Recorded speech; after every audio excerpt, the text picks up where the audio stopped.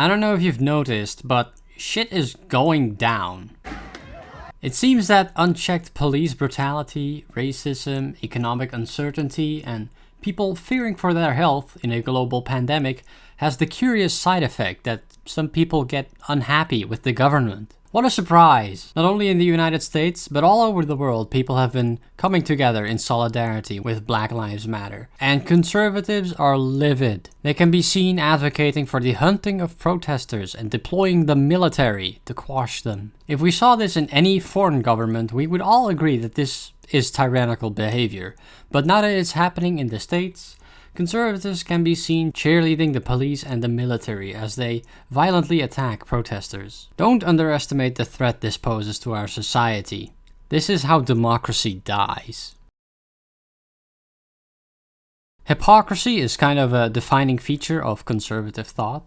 You can't really be a conservative without being a hypocrite. Conservative ideology is fundamentally incompatible with itself. For example, you often hear the sentiment that not all cops are bad, and that it's just a few bad apples. This is kind of a misunderstanding of what ACAB actually means, but doesn't matter. Their point is that a few rotten apples don't spoil the whole bunch, and yet you can see them painting the entire movement as thugs and rioters. Many protesters are actually peaceful, but conservatives still try to justify violent action against them because of a minority of rioters, while regurgitating the not all cops argument. And this is what's so scary about this moment in history. If enough people support this government crackdown on protesters, it could mean the end of freedom of speech for good. The right to peacefully assemble in protest is fundamental to a democracy. Conservatives don't give a shit about freedom of speech though. They just pretend in order to claim the moral high ground. If they gave a shit about the First Amendment, you would see conservatives speak up about the government becoming tyrannical. Some would even grab their guns and join the protest.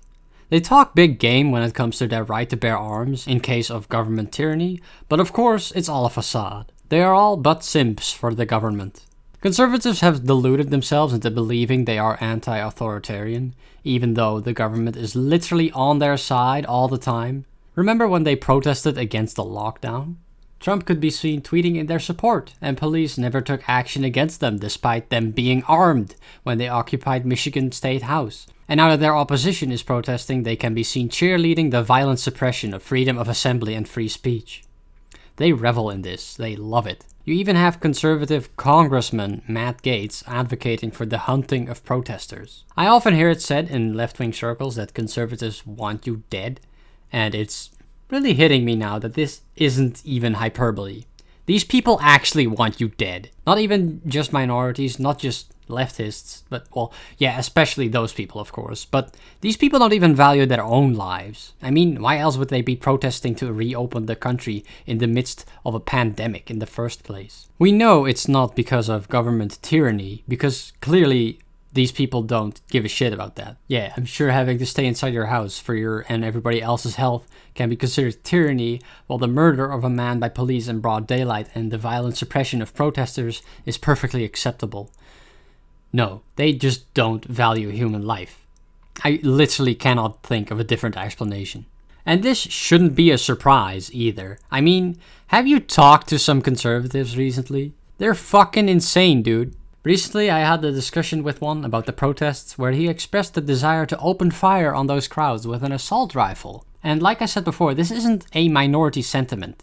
These people are all over the internet, and they have congressmen and even the president who expresses these same ideas. I guess it never really hit me that these people aren't just stupid, they're serious about this, and they are a very real threat.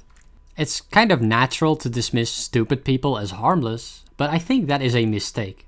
For me, this has been a revelation. I'm familiar with leftist arguments for political violence and gun ownership, but it never really felt right to me.